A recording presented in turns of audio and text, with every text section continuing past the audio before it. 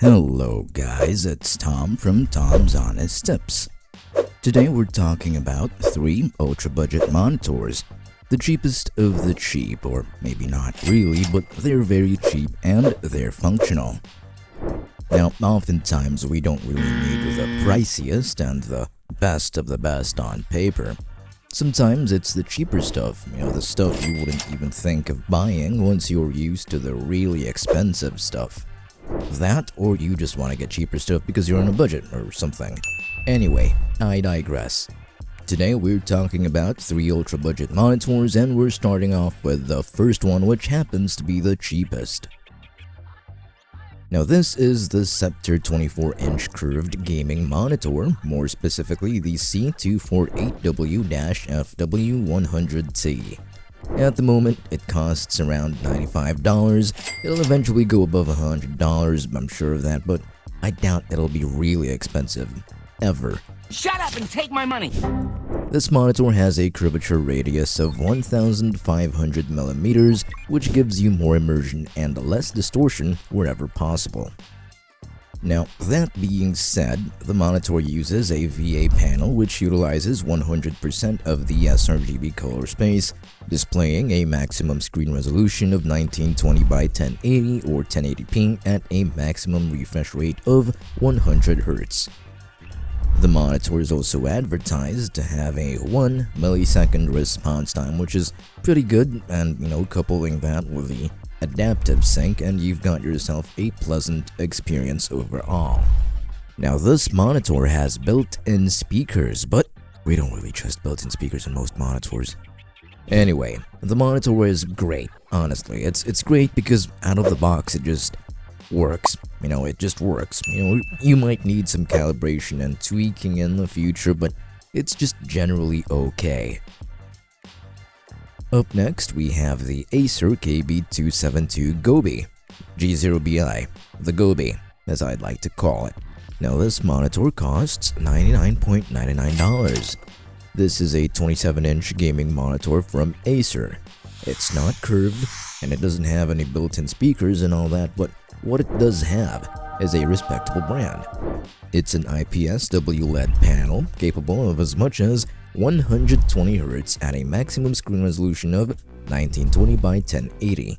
That's more than the Sceptre's 100 Hz, and all that with a measly response time of just 1 millisecond as well. The Gobi has a 99% sRGB color space, which should be fine for general use. It also supports adaptive sync and even AMD FreeSync, so screen tearing is not an issue, which also gives you a very pleasant experience. One little thing though, it only has a peak brightness of 250 nits, which isn't a whole lot. When it comes to ports, it has one HDMI port and one VGA port.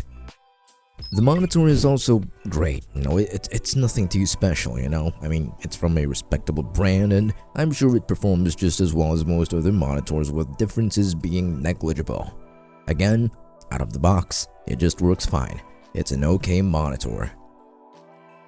Now, lastly, we have the Dell G2725D. Now this is a gaming monitor, and it costs a whopping $149.99.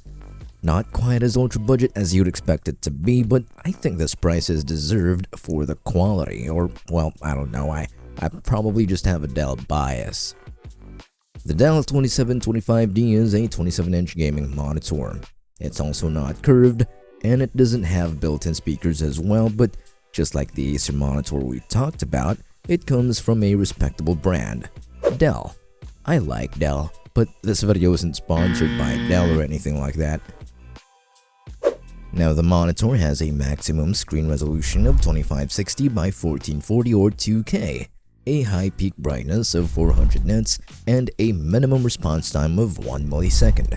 All of that's packed in a 27-inch package with an IPS WLED panel with a display that encompasses 99% of the sRGB color space. Again, that's 99% of the sRGB color space.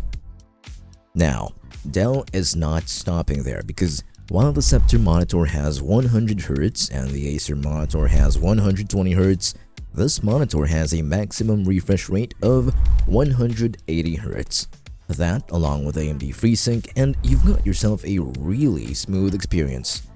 Now as for ports, the Dell has two HDMI 2.1 ports, one DisplayPort 1.4 port, and one 3.5mm jack. All in all, the Dell G2725D is an awesome monitor, especially considering the lowish price of $149. This isn't an okay monitor, it's an okay monitor. Anyhow, our video editor is going to display the QR codes for those monitors on screen right now, and you can check those QR codes and, maybe get one for yourself. Anyway, that's all for today. I'll see you all next time.